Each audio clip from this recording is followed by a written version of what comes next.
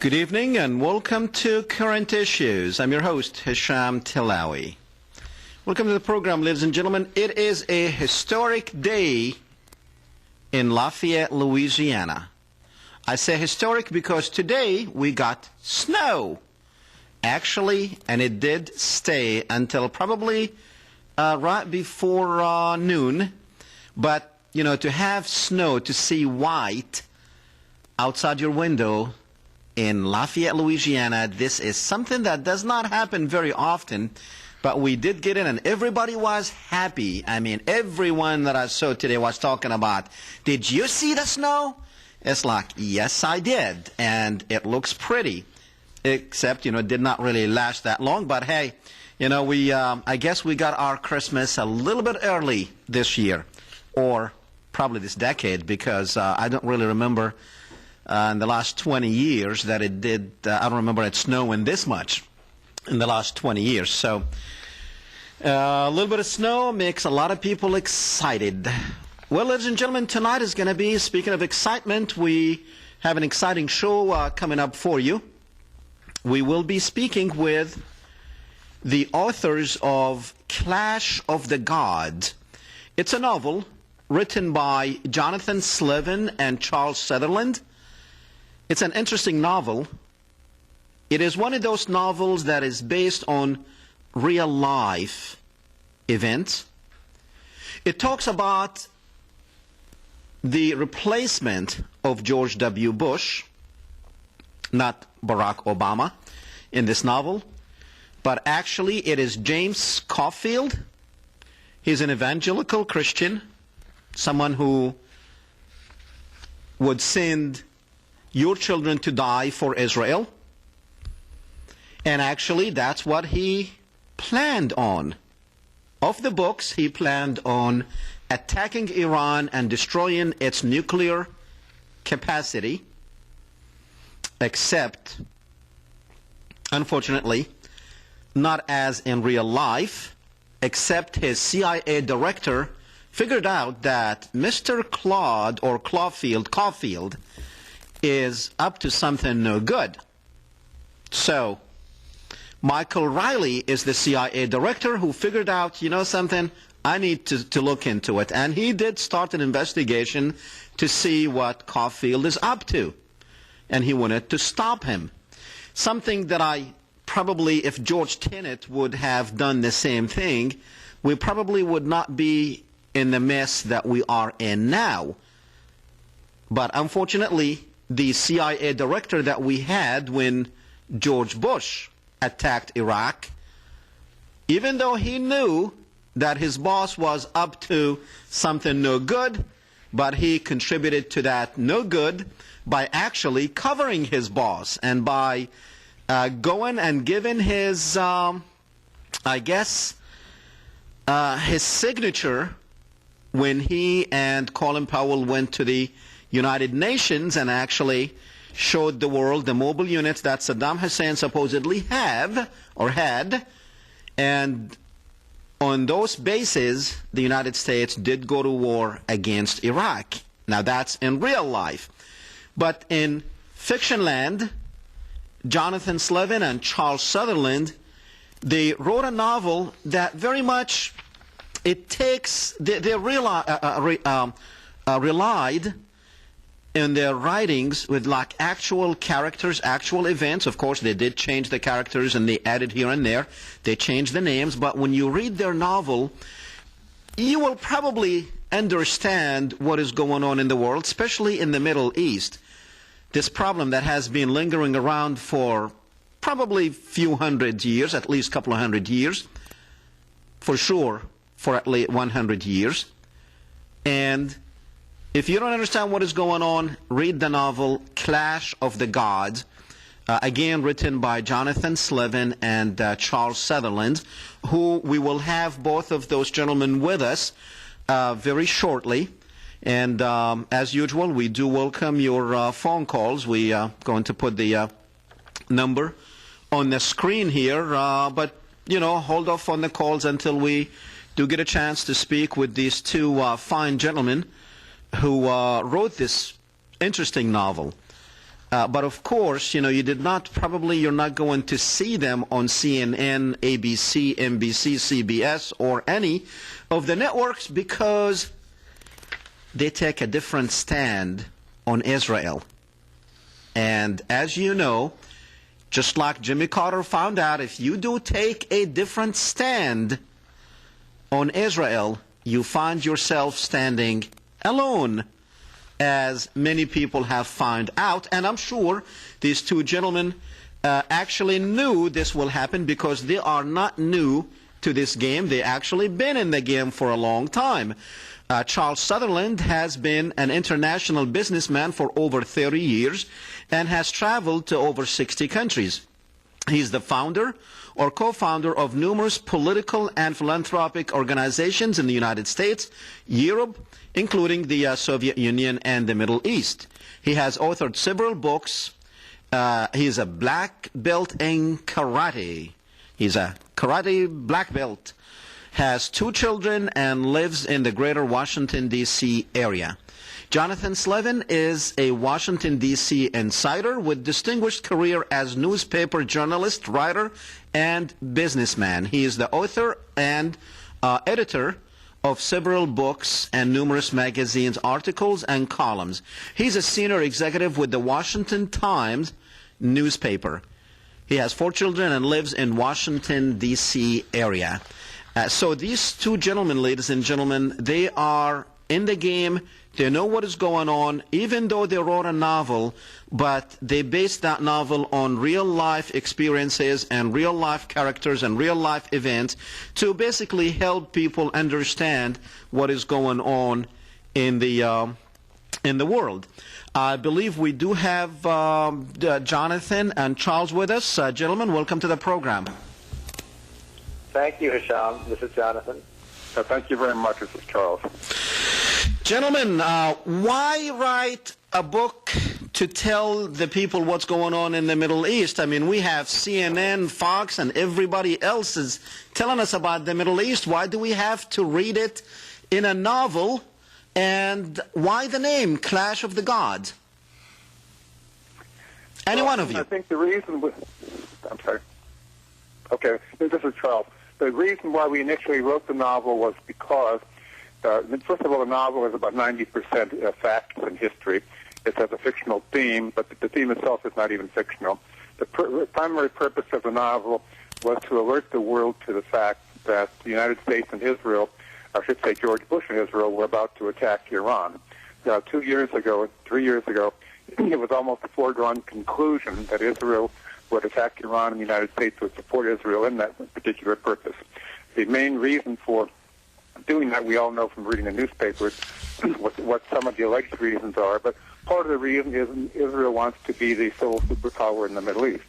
The reason for the title Clash of the Gods is because we delve into the 3 different religions that are dominant in the Middle East, Judaism, Christianity, and Islam, and we show that each of them, on some occasions, are allies of each other, and often they're enemies of each other. But in any case, they have opposing and clashing theologies and ideologies, and that's where the title came from. Okay. Jonathan, why a novel? Why not one of those books that tells about the story of the Middle East?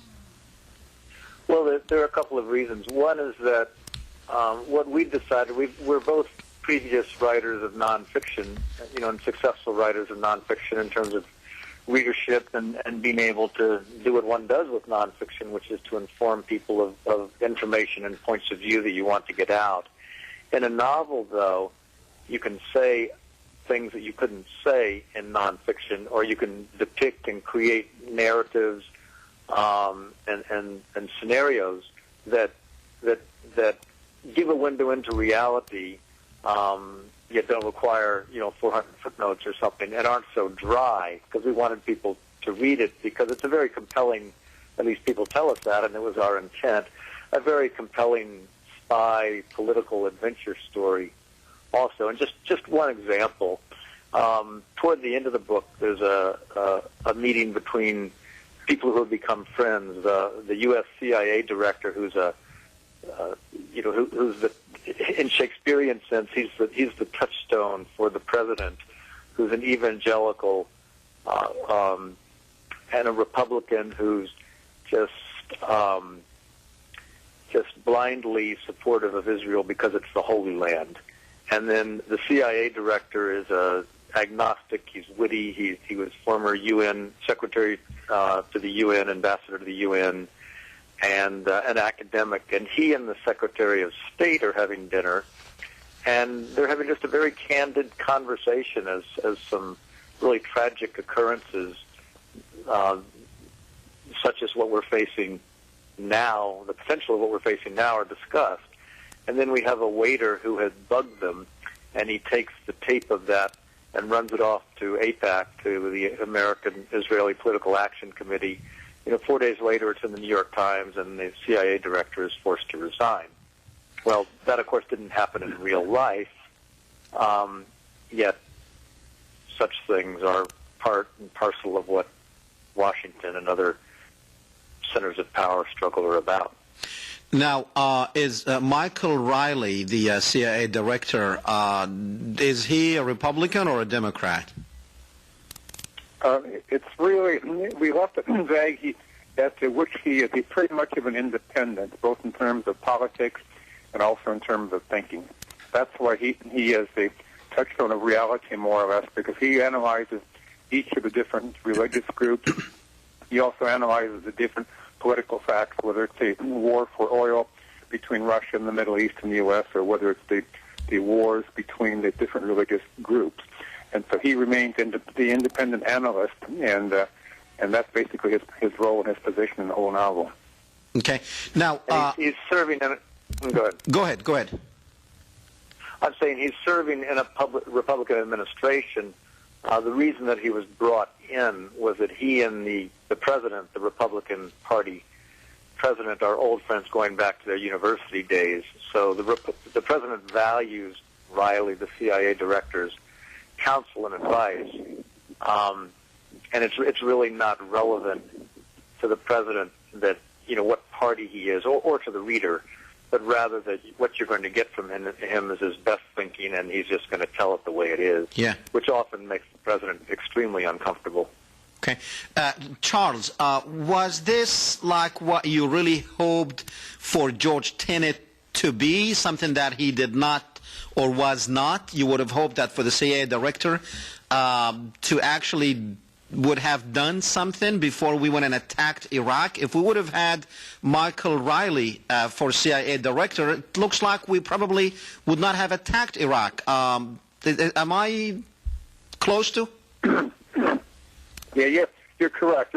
One would have liked to hope that George Tenet would have been a Michael Riley, in which case I think you're correct, we would not have attacked Iraq, and I think Michael Riley is sort of the epitome of an analyzer, an analyst, and a calm thinker, and he tries to keep everyone else calm as well.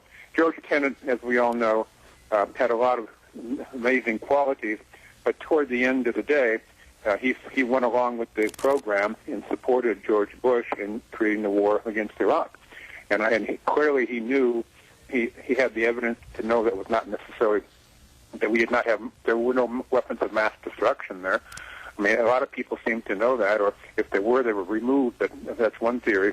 But I think it's pretty clear that George Tenet and, of course, Colin Powell went along with the program, even though they did not agree with the whole thing.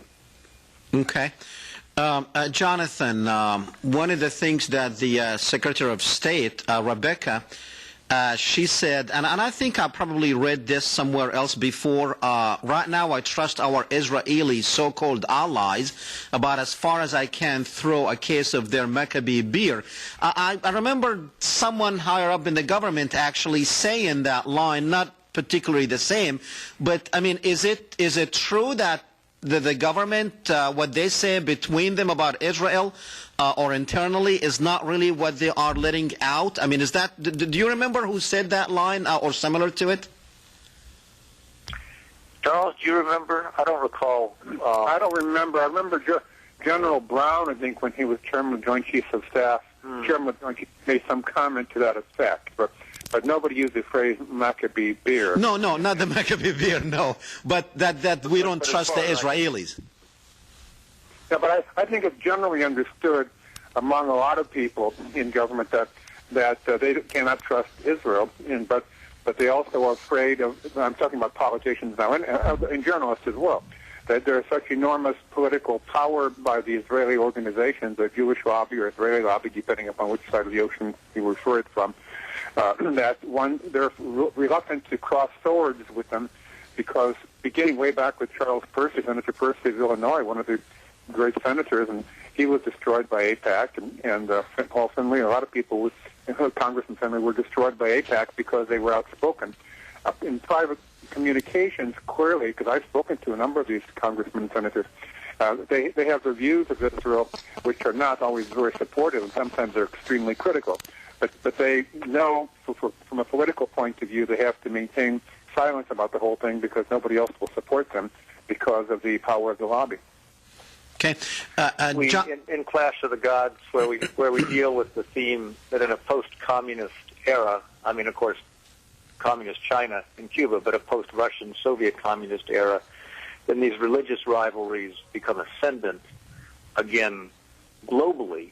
And we actually have a map on the cover on the back cover of Clash of the Gods that shows countries that are predominantly Christian, predominantly Muslim, and predominantly Jewish. And when you look at that, you see that in terms of the percentage of the world's population, 33%, or 2.1 billion people worldwide, are Christian, 21%, or 1.5 billion, are Muslim, 0.2%, or 13 million worldwide, are Jewish. So, I mean, it shows, at least within the U.S. system, what a very focused group, operating within the system, can accomplish, even though their numbers are so extraordinarily small.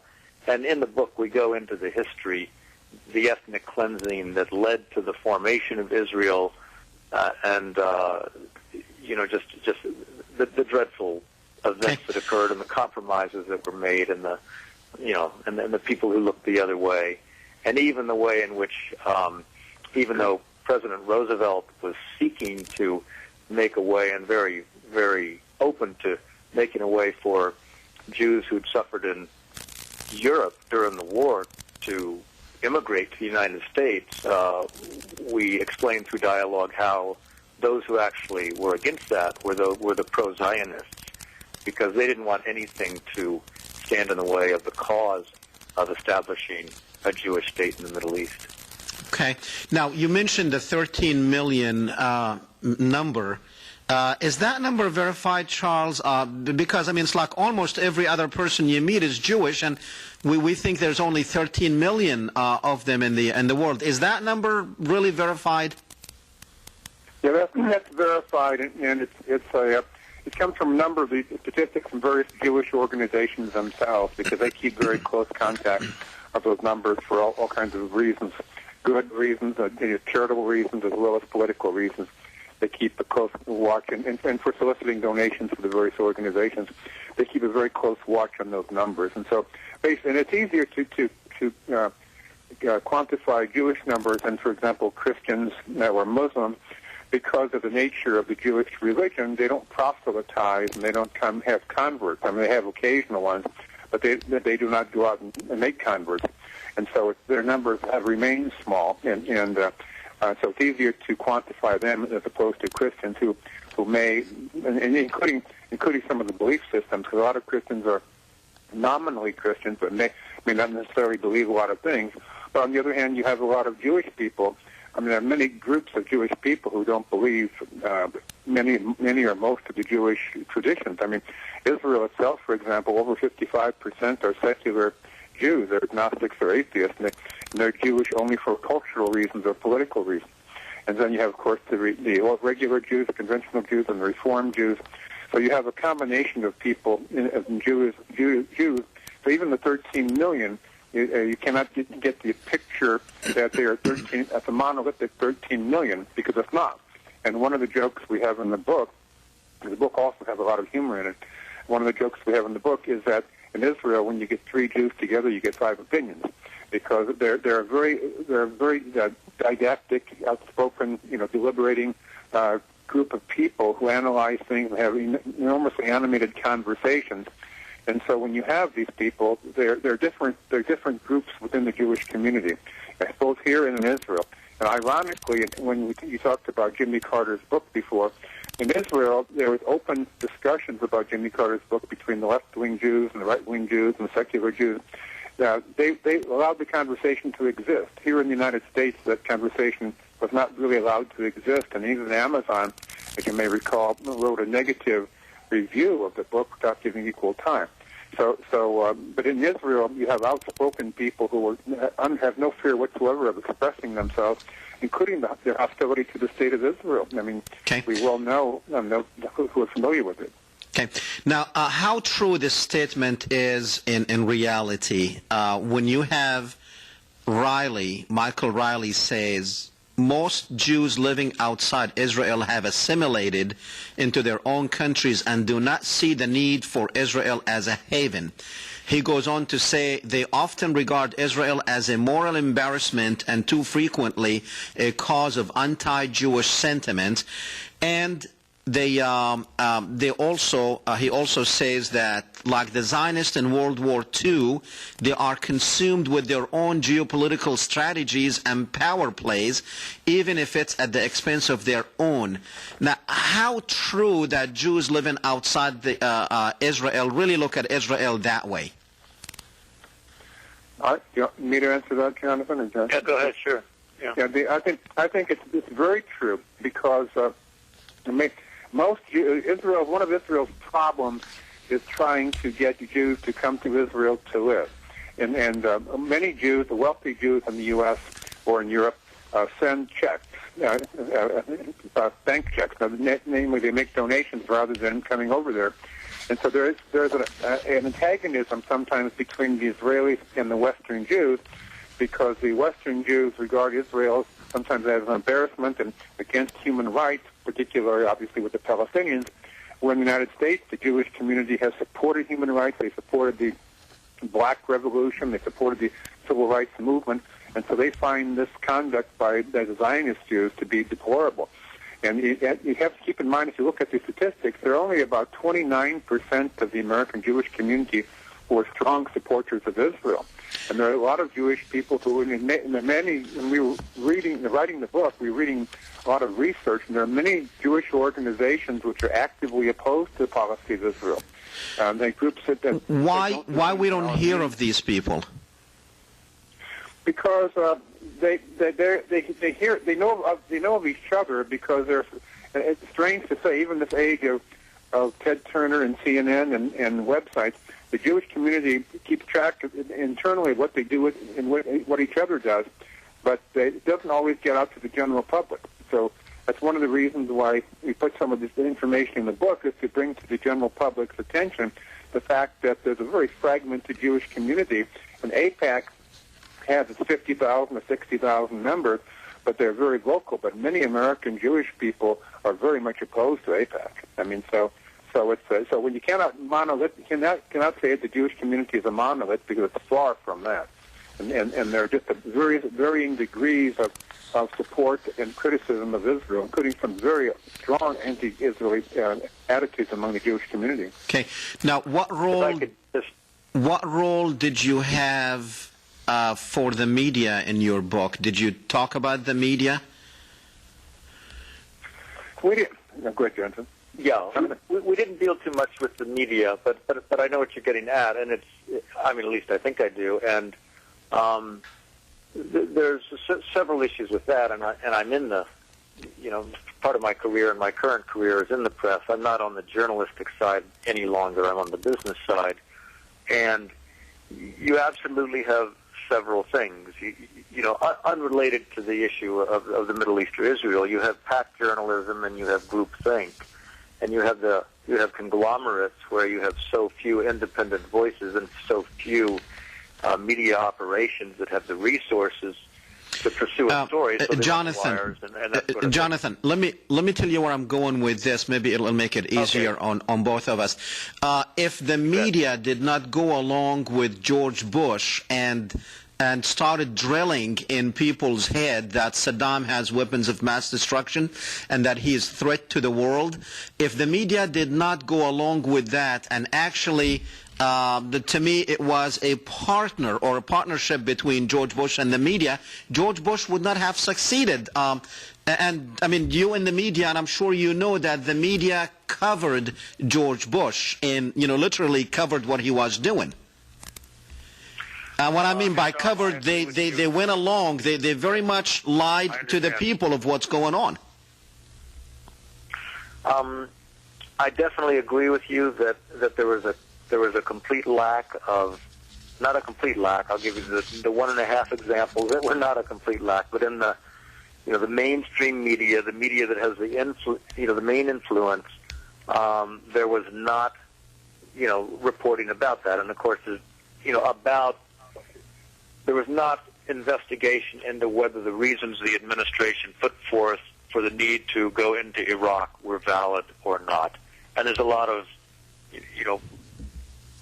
browbeating within the media about that. But the reality is exactly what you said. John Wolcott, now the Washington bureau chief with McClatchy, was the one exception where he really delved into that. I know one other situation where there was a journalist for a major newspaper who was at a Senate hearing, and he was hearing the rationalizations being put forth, and he thought, that doesn't make sense. I'm going to look into that, which he could have because he's a senior journalist. And then about 4 days later, his second child was born, so he was preoccupied with other things. But how sad it is that one journalist, John Wolcott, took it on. But he had to do a bit of the work after the fact because it had to be dug into. And one other journalist who was going to, didn't for personal reasons. And then you have this whole pack of the whole rest of the media conglomerate in the United States just saying, "Oh, okay, yeah, all right," and it's dreadful. And what is behind that, and this is what we very much get into in Clash of the Gods, is the uncritical, now it's starting to be questioned a bit, people like Walton Mersheimer and others, but the uncritical, unquestioned assumption that the United States so-called special relationship with Israel is in the best interests of the United States. And I'd just say, as neither Charles Sutherland nor I believe that should be an uncritical assumption. And there are obviously many instances in which our interests and the interests of Israel part ways. But and as you said in your introduction, when Jimmy Carter would just point out something that is so obvious, when you separate 1.5 million people in Gaza, for example, and you put up a wall, it's apartheid, and it's or you could call it some things worse. And he was just castigated for saying the obvious. Okay. So yeah, there's a huge problem with media. Now, Jonathan, you are a senior executive with the Washington Times newspapers, and writing this book and publishing this book, did you come under any pressure from the newspaper or others in the media of, hey, what the hell are you doing? No, none at all. I mean, first, certainly not in my own publication, the Washington Times, and in terms of elsewhere. I mean, were you labeled as an anti-Semitic? Well, I haven't been, and my father's Jewish, so that makes me a. Well, that doesn't mean I've seen a lot of Jews who were accused of being anti-Semitic. Of course. No, they call them self-hating Jews. Well, that's what I said. Yeah. So therefore, if I'm not anti-Semitic, then I would be a self-hating Jew. Well, of course, I, as so many people, who choose to just let's put these policies out to light and have some honest discussions about them, get personal attacks and that sort of thing. And there's a bit of that. Charles and I both anticipated that. We both experienced a bit of that. I've not experienced it within the Washington Times, and wouldn't expect to. Let me add something. What about Charles? And the anti-Semitic, have you been accused of being anti-Semitic? No, not because I've been to Israel maybe 40 or 50 times. Some of my best friends are Israelis. Obviously, they're not among the group that are the oppressors, but I have very close friends. But Israel and Jewish friends in the United States. But let me just make one parenthetical comment, because you use the expression anti-Semitic, which is a common term, but the reality is it's a red herring. Propaganda term, because there are approximately 250 million Semites in the world. And if you look at the demography of the Semites and look up the classification by the geographers, there are about 250 million Semites in the world. So it's not accurate to say anti-Semite or anti-Semitic. Believe me, I'm one of them. You have to say, yeah, okay. You have to be, exactly, you have to be you can say you're anti-Jewish. But what happens to propaganda would have everyone believe that if you criticize anything Jewish, you're a racist. And so they use the term anti-Semitic to make it look like you're a racist if you criticize anything Jewish, right? So the chosen people have its own ideology and they're not only the chosen people of God, they're apparently the chosen of the Semites too. But the Hebrews and their descendants are 4 or 5% of the Semites around the world. So I have long since abandoned the term anti-Semitic or Semitic to refer to the Jewish community, because they are only a very minuscule part of the Semite community around the world. And we're playing into the hands of propaganda by even using that expression. Well, you know what, Charles? For that alone, I think they'll probably label you as an anti-Semite just for saying that. I've seen people who actually used the same argument and were labeled. Now, let's get into. I know I talked to Charles, and I know he traveled many times to Palestine. Did not really. Don't know how many times Jonathan have been there, but Charles, what you saw in Palestine, like the wall, the military occupation, the hunger, the imprisonment, the killings, etc., etc. Number one, did you guys cover that in the book, and which way did you cover it, if you did? Well, we definitely cover it. I mean, I've seen. I don't want to say I've seen it all, but I've been to Palestine maybe 8 or 9 or 10 times, and I met Mr. Arafat years ago, because I was trying to build a peace project between Israel and Palestine, and I was shuttling between the mayor of Jerusalem, who was Mr. Olmert at that time, before he became prime minister, with the mayor of Jerusalem, and Hanor Nasser, who was the mayor of Bethlehem, whom I still talk to. The last time I talked to him was a few weeks ago, as a matter of fact. So I've been to Palestine. And for a number of years, I supported the only mammography clinic in Palestine, which doesn't sound like a big deal, but it's very important for women to have a mammography, obviously, to have their checkups. And there was no such thing in Palestine. So every quarter I shipped film from Kodak over there I had to ship it through my Israeli friends so it wouldn't be stopped, to the mammography, the only mammography clinic in Palestine, so the women could have their examinations. And we shipped paper clothing as well, so they could derobe.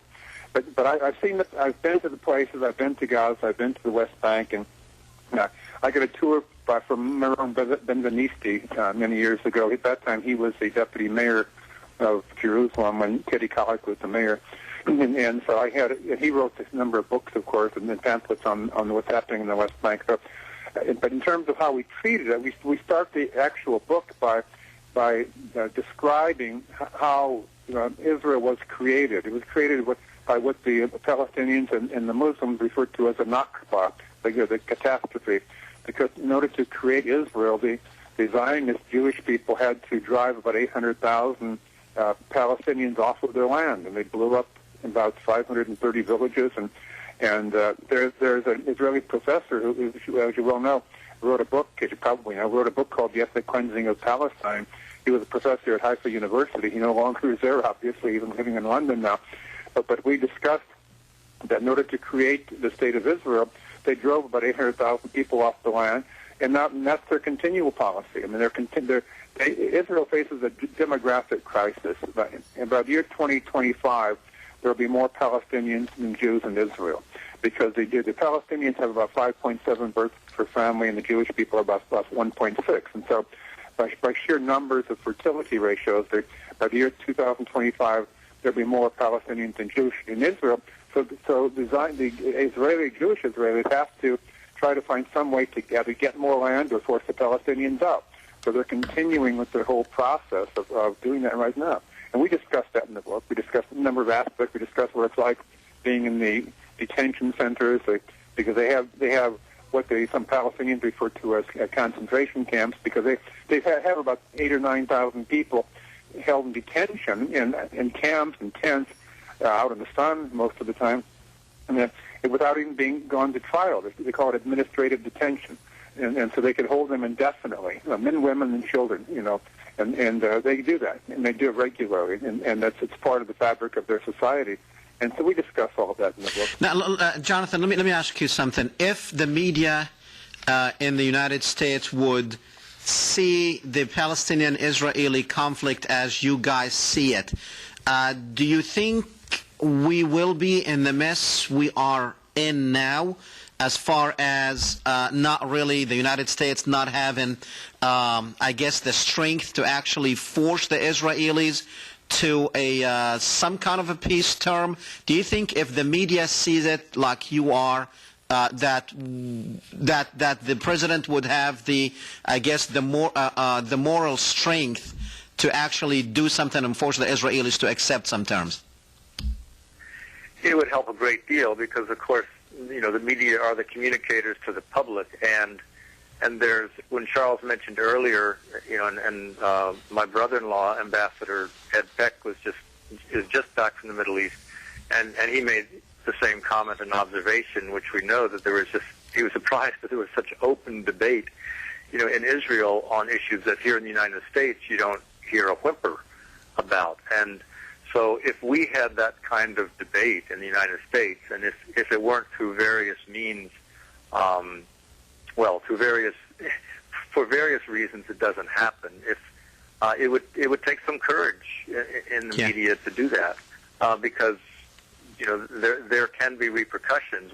Charles and I were delighted that among the reviews of Clash of the Gods in the Washington Times, as it turns out, Michael Schur, who ran the CIA operations against Al Qaeda and is now a professor at Georgetown University, wrote a review that was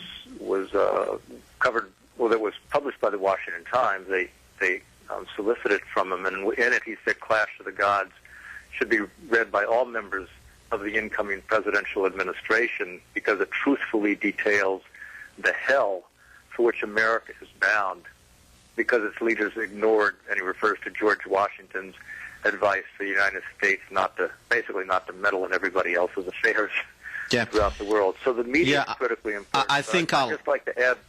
Yeah, I think I'll buy a copy and send it to every one of them. They might learn something. I was shocked when I interviewed some congressmen, and they really believed the government story about Iraq and about the weapons of mass destruction. I mean, one of them told me, he said, that's the only thing we knew. And I was shocked. It's like, wait a minute. We down here in Louisiana, we knew what was going on, and you are in Washington, and you can subpoena everyone, and you're telling me that was the story that you knew. Gentlemen, if you would stay with me, we're going to go to the phones. We have someone who's been waiting there for probably since the beginning of the program. So we're going to go to the phones with James from California. James? Hello, thank you for taking my call, Hesham. It's an honor to have my good friend Jonathan Slevin and his co-author there on the air. It's James from California. Jonathan, I'm glad we finally made it happen. I look forward to having you on the 30 Hour with Phil and Mark this coming Saturday as well. I had some points I wanted to make. Sure. First of all, I heard Jonathan, I think it was Jonathan, talk about Senator Percy.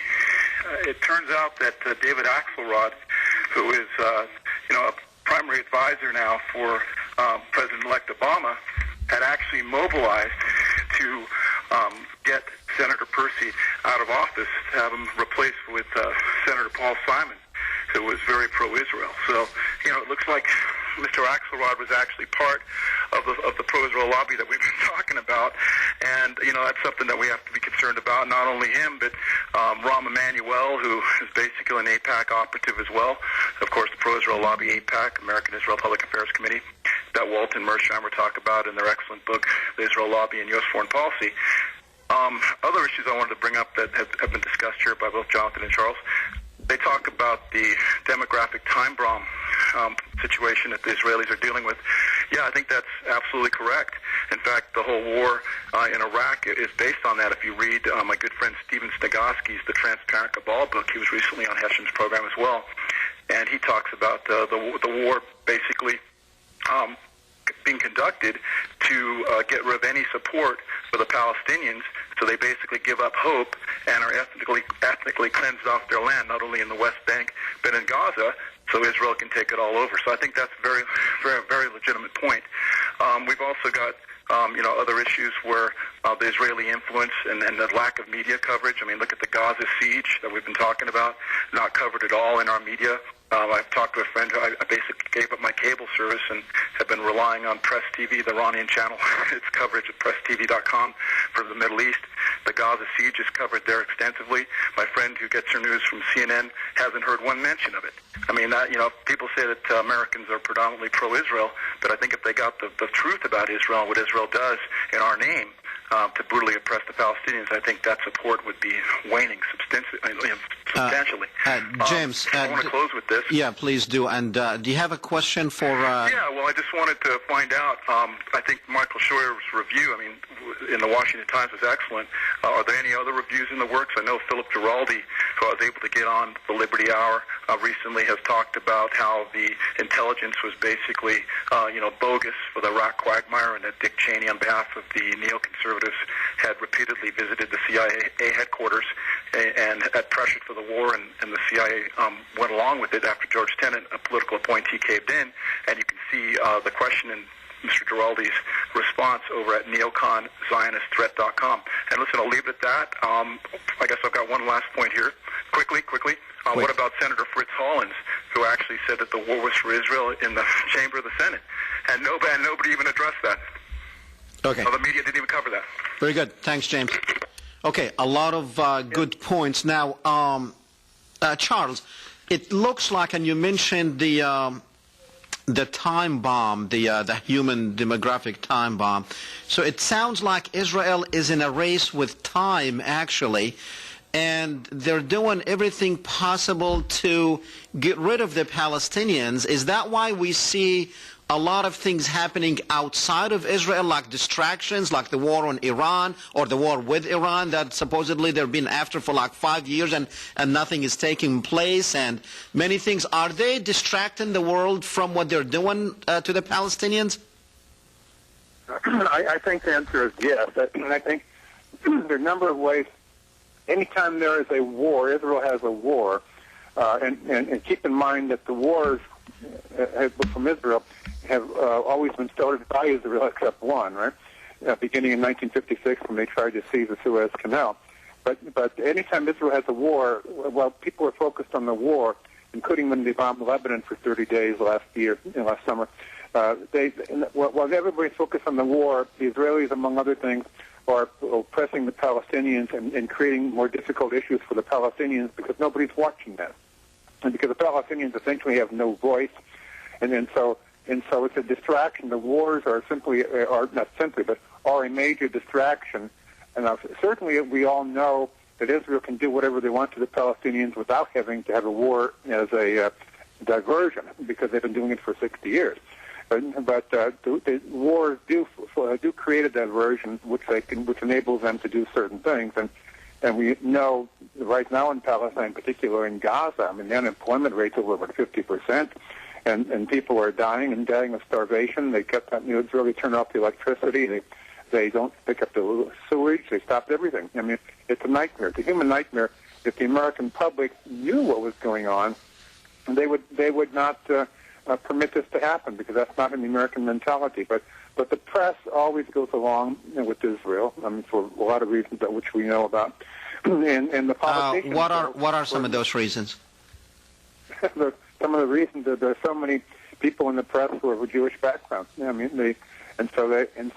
There's a. Now, Charles, you just told me that 29% only of Jewish Americans are with Israel. So I'm assuming or what Israel is, they agree with what Israel is doing. So I'm assuming also the same thing goes with those Jews in the media, that maybe 29% of them are with Israel and 71% they don't like what Israel is doing, but we don't hear of them. So what are some of the other reasons besides too many Jews are in the media?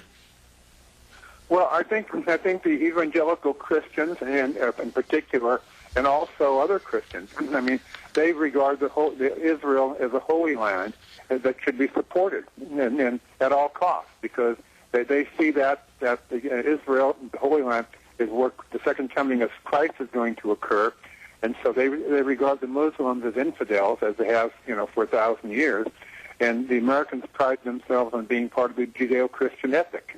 So it's wrapped up in the fundamental psychology and philosophy and religion of the Judeo-Christian ethic that the Americans would support Israel. And so they support Israel for essentially religious reasons.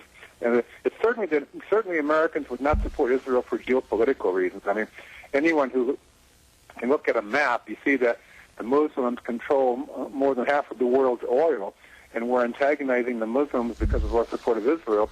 And Israel has done nothing to help the United States. What can anyone point to that Israel has done to help the United States? I mean, so for geopolitical reasons, one does not support Israel. So it's done for religious reasons. Okay. There is, and I would just, not contend with what you said, Charles, but just to say that, there's such an historical,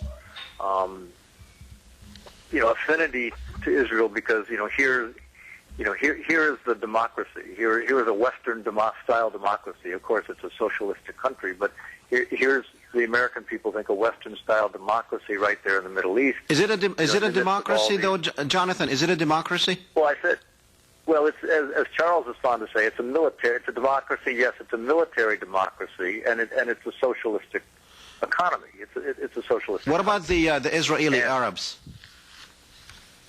The Israeli what? The Israeli Arabs. The well, they obviously. Go ahead. Go ahead, Charles. Yeah. Well, obviously there's some Israeli Arabs in the Knesset. I mean, they have the right to vote, but obviously they don't have much influence in the government.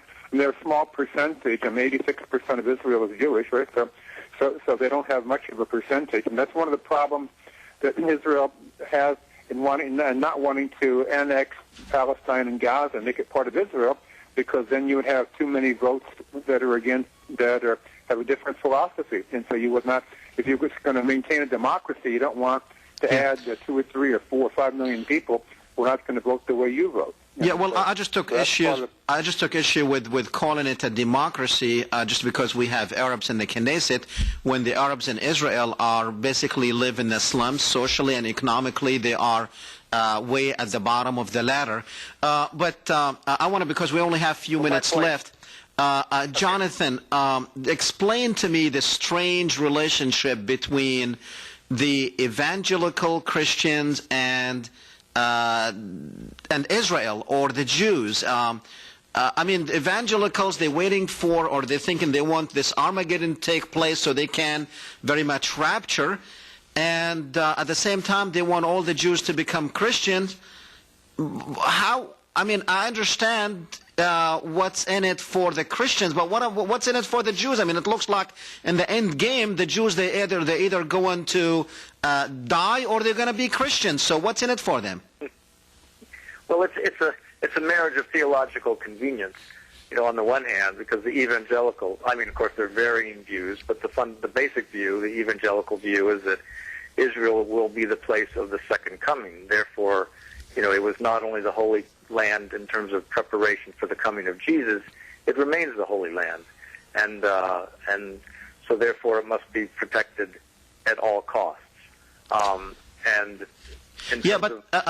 Jonathan, what I was going with that is, if we listen to John Hagee thinks that Armageddon is going to take place during his life, which means he is working to get to Armageddon, and that is not good for Israel.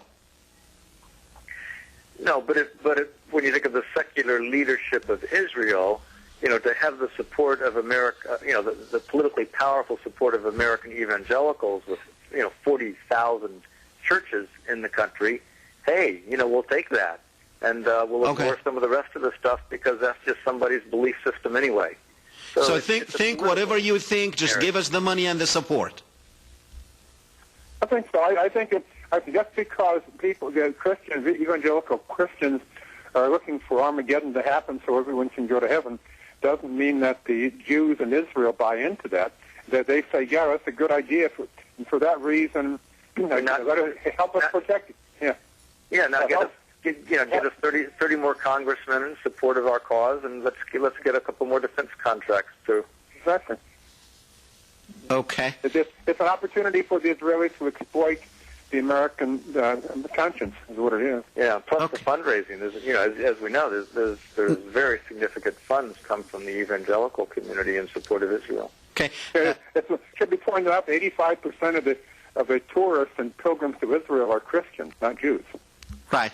Now, Charles, we only have a few minutes left. Let's spend them on the name of the book, Clash of the Gods. What we see in today probably has a little bit of God in it, but a lot of politics and a lot of economics and social, etc., etc. Is there really a lot of God in the conflict, or gods? Well, there is. I mean, there is because the people hide behind the gods, their gods, to achieve their objectives. Right? I mean, the Christians want to convert people. That's why they had the Crusades years ago. I mean, centuries ago, because they're doing it for their gods. They happen to, be after other things as well. And then the Muslims were conquering one country after another for their gods. The Jews have never been territorially conscious. They always wanted small amounts of territory until now because they need territory for their own population expansion. But so each of these conflicts, people always have to. I think people, as Anne Frank once said, people are fundamentally good at heart, and so nobody really likes to think of themselves as an evil person.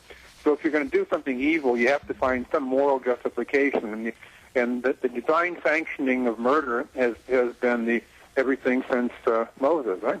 And you want to kill somebody, you find some reason why God thinks it's a good idea. Jonathan, 50 years from now, do you think people are going to be paying too much attention to God? Jonathan? In Clash of the Gods, I mean, we deal with the geopolitical forces include religious forces very much. I mean, for example, the Saudi royal family having to deal with the Wahhabis and the compromises that they made. So, do I think in 50 years? Yeah, most definitely. And because there's different dimensions to that. When you have, and this is a theme very much so of in Clash of the Gods, that when you have the merging of religious power and political power, and it doesn't need to be the way it was in the Holy Roman Empire, but when you have that kind of influence, then you have a lack of dispassionate, logical thinking that's driving policy, and that's whether in the United States, whether in certain Muslim countries, other countries. When that happens, and we have a lot of that today, it's dangerous and it's not good. And all right. I don't think that will discontinue.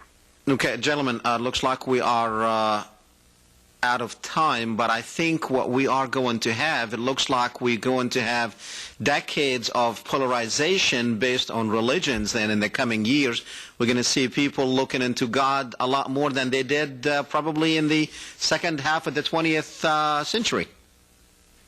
I think so, and just as a closing piece on that, I mean, there's a great sort of movement or spirit afoot for religious unity, and there is also, as we know, great forces for religious division. And that's when we get to the clash of civilizations. Yeah, that's right. And what's going to win out? Just to say, Clash of the Gods is available in Barnes and Noble or your bookstores or Amazon.com, and we've gotten. Well, from those we know who've read it, I mean, the thousands who've read it, but those hundreds or so from whom we've gotten feedback, seems that people find it both a very good read and informative and educational. And Charles and I really appreciate this opportunity to chat with you about it and with your listeners. Very good, very good. Thank you very much. Thank you very much. Thanks, Jonathan and Charles. Thank you. Well, ladies and gentlemen, the book is The Clash of the Gods. We only have like 20 seconds left in the program. Go get it at Barnes & Noble, and you can just Google the names, Clash of the Gods, and you will definitely get to it. Good night. We will see you next Thursday. And by the way, we're going to have the same time for next season. Good night. Okay, good night.